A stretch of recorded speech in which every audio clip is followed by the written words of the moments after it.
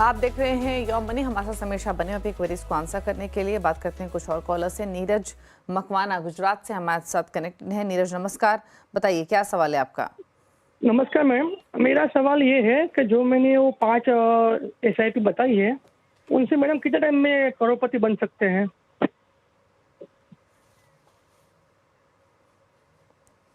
आपने एसआईपी जो भेजी है उसके हिसाब से 10,000 रुपये महीने की एसआईपी आपकी चल रही है।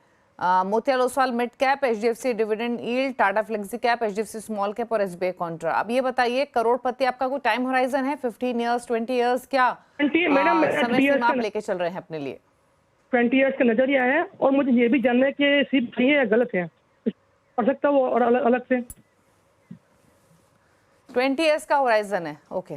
तो 6,000 की अतिरिक्त एसआईपी ये करना चाहते हैं, 20 ईयर्स का होराइजन है। बताइए सजेशन इनके लिए। नीरज जी, अभी आपका जो 10,000 का एसआईपी चल रहा है, प्लस आप 6,000 की एडिशनल एसआईपी करना चाहते हो, सो आप अगले 20 साल में 1 करोड़ 60 लाख रुपया आपका इकट्ठा हो जाएगा 20 साल के बाद। अब आपको जो 6,000 की जो एसआईपी करनी है, उसके लिए हमारा सजेशन ये रहेगा, आप अपने पोर्टफोलियो में एक निपॉन लार्ज कैप का फंड ऐड करें, जिसमें 3,000 का एसआईपी करें। ऐसे प्रूडेंशियल वैल्यू डिस्कवरी फंड की 2,000 की एसआईपी करें। और आपके एग्जिस्टिंग पोर्टफोलियो में जो मोतीलाल ओसवाल मिड कैप का 2,000 का एसआईपी चल रहा है, वहां पे हम सजेशन करेंगे कि आप 1,000 की एसआईपी बढ़ा सकते हैं, जिससे आप ये करने से आपका पोर्टफोलियो वेल डाइवर्सिफाइड हो जाएगा और रिटर्न भी over a period of time 12% से के करीब निकल सकते हैं। ओके, बात करेंगे अब कुलदीप की, और इन्होंने सवाल भेजा है ईमेल के थ्रू। 43 इयर्स इनकी एज है, 1.15 लाख की इनके एसआईपी चल रही है। फिलहाल पोर्टफोलियो की वैल्यू है 2.4 करोड़। फंड्स कौन से हैं इनके पास? इनके पास है एक्सिस मिड कैप, जहां पर 20,000 की एसआईपी चल रही है। एक्सिस स्मॉल कैप में 20,000, पराग पारिक फ्लेक्सी कैप में 20,000 और 5,000 है इनके एचडीएफसी स्मॉल कैप में। साथ ही इनके पास है निपॉन इंडिया स्मॉल कैप, मेरा asset large cap, SBI small cap और साथ ही एचएसबीसी स्मॉल कैप के साथ है डीएसपी स्मॉल कैप। यहाँ भी 10,000 ईच है।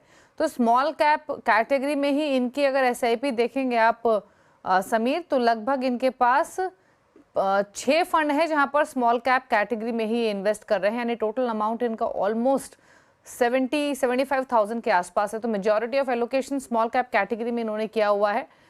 डाइवर्सिफिकेशन के लिए इनके पास एक लार्ज कैप, एक मिड कैप और एक फ्लेक्सी कैप है, बाकी सभी स्मॉल कैप शामिल हैं। तो ये तो रहा इनका पोर्टफोलियो। अब बात करते हैं इनके गोल की। तो साल 2025 में घर लेना है इनको, उसके लिए 1.15 करोड़ चाहिए, यानी 1 साल का समय है इनके पास। 2026-28 में बच्चे की शादी के लिए 1 करोड़ और 2035 में इनका रिटायरमेंट 10 करोड़। तो पहले तो इनका पोर्टफोलियो बताएं, उसके बाद गोल्स पर आपके सजेशन। तो कुलदीप जी, आपके पोर्टफोलियो में दीपाली जी ने बहुत सही पॉइंट आउट किया कि 75,000 का आपका मोटा मोटा स्मॉल कैप में ऐसा फंड एलोकेटेड है। ये बहुत रिस्की फंड है। लुकिंग एट दी एज और बाकी का आपका जो 10 साल में रिटायरमेंट का प्लानिंग है, यहाँ पे सजेशन ऑलवेज ये रहेगा, इतने सारे स्मॉल कैप एलोकेशन इतना सारा स्मॉल कैप में नहीं होना चाहिए। दूसरा, स्मॉल कैप आप जब हम म्यूचुअल फंड इन्वेस्टमेंट करते हैं, तो डाइवर्सिफिकेशन के को ध्यान में रखते हुए करते हैं। जनरली एक स्मॉल कैप फंड में करीबन 100 प्लस स्टॉक इन्वेस्टेड होते हैं।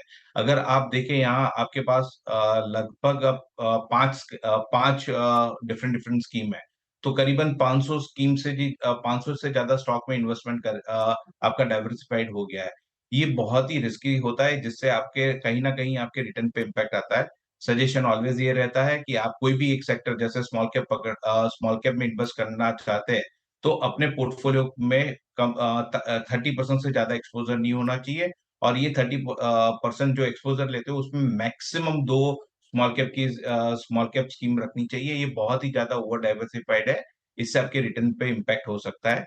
सजेशन ये रहेगा कि आप अपना जैसे निपॉन का 100 आपका 10,000 का एसआईपी है, वो बरकरार रखे, और एसबीआई का बरकरार रखे। बाकी के 3 आप लार्ज कैप और फ्लेक्सी कैप फंड में डाइवर्सिफाइड कर ले। लार्ज कैप में अगर आपको ऐड करना है, तो सजेशन ये रहेगा मिराई के साथ-साथ एक ICICI prudential blue chip fund 10,000 से ऐड करें और आपके पास अभी है 10 साल अपने रिटायरमेंट को लेके, तो सजेशन ये रहेगा मोतीलाल ओसवाल मिड कैप का भी एक फंड आप सिलेक्ट कर सकते हैं।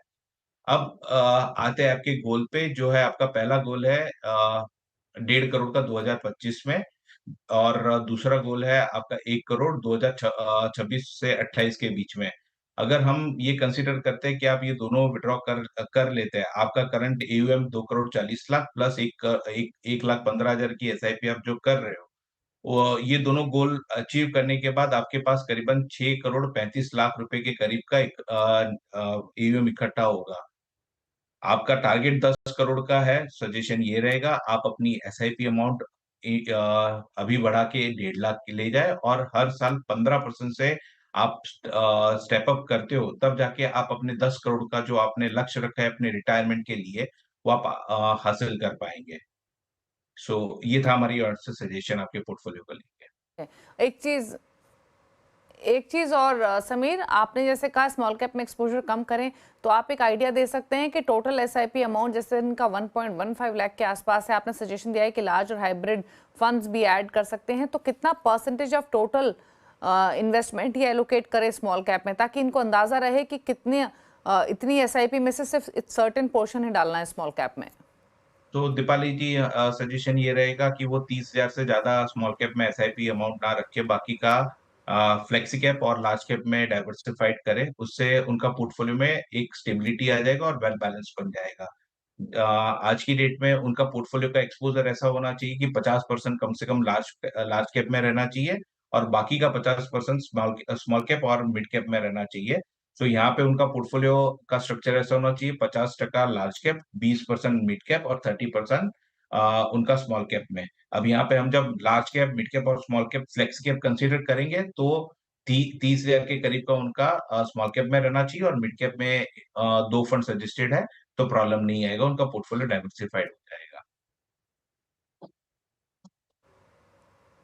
ओके, चलिए, तो ये सजेशन आपको दिया गया है।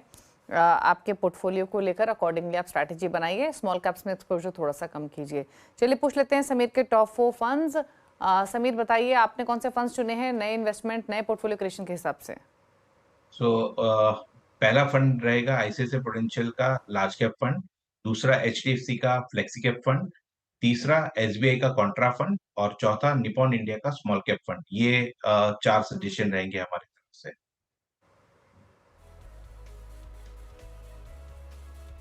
ठीक है, शुक्रिया आपका समीर शो में आने के लिए और सभी क्वेरीज को आंसर करने के लिए। इसी के साथ एक ब्रेक उस पर भी खबरें जारी हैं CNBC आवाज पर। नमस्कार।